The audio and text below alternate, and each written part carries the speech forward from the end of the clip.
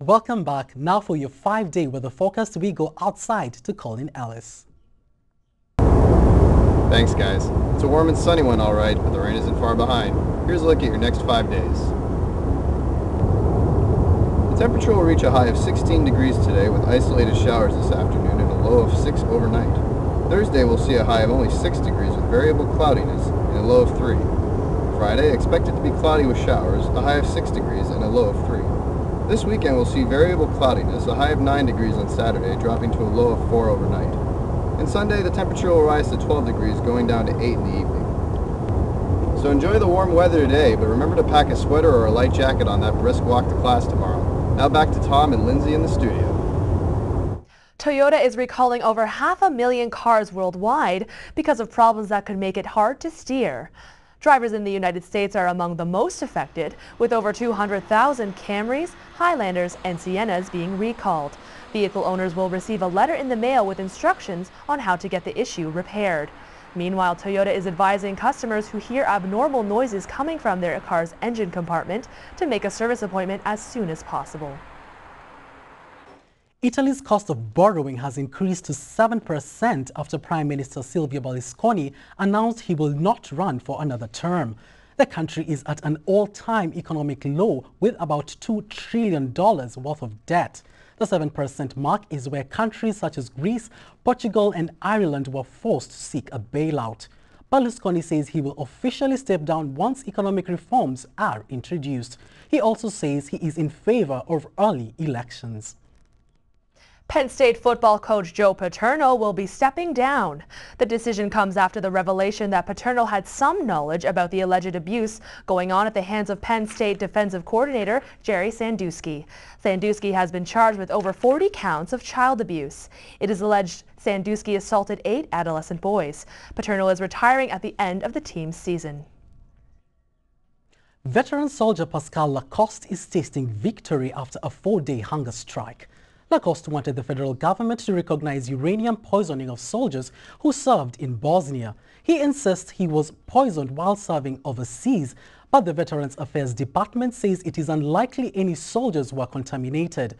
After Lacoste was wheeled away on a stretcher Tuesday, Veterans Affairs Minister Stephen Blaney announced a new committee will be created to study veterans' health.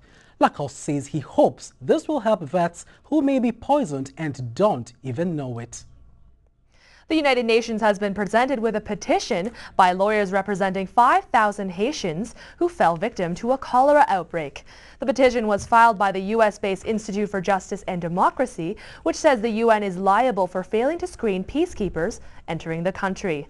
There has been no record of cholera in Haiti for decades, and it is suspected the disease was carried over by peacekeepers from Nepal. 6,600 Haitians have died since the start of the outbreak in October of last year. Taxpayers may not be footing the bill for those seeking a criminal pardon. A fee hike is being proposed that would raise the application fee for a pardon from $150 to $631.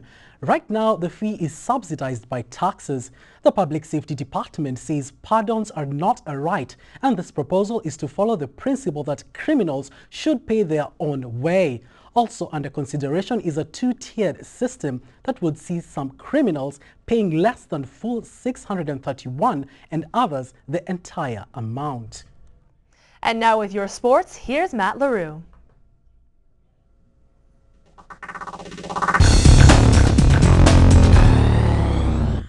Hello, here's what's happening in the world of sports.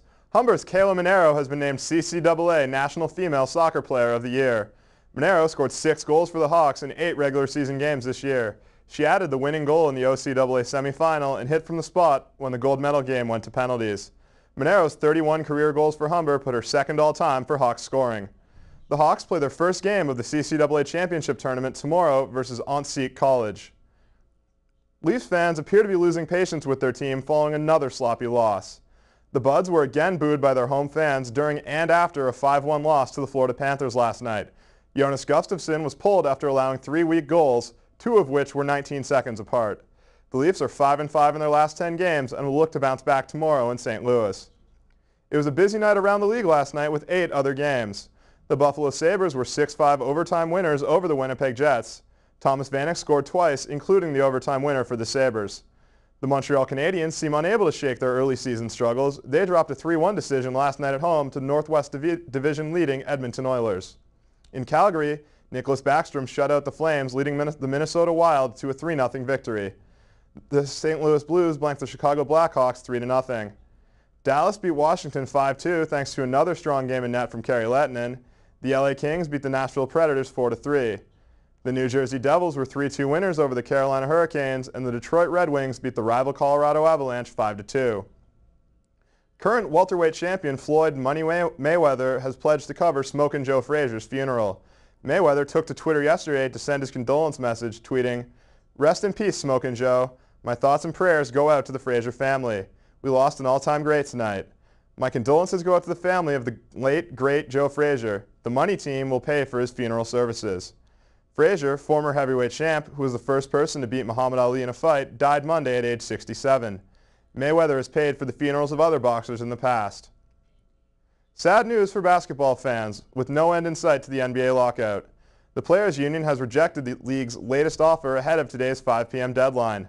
The proposed deal would see the league and the players evenly split basketball-related incomes 50-50. Commissioner David Stern has advised players that the league's next offer won't be so kind. According to the New York Times, the offer will cut the players' share to 47% and include a salary cap. That's it for today's sports update. Now back to the desk. Thanks, Matt. After the break, we'll get the latest entertainment from Dina Pasalic. There's a new Giller Prize winner, and we find out what the Bollywood Film Festival cost the province. I'll have more with entertainment after the break.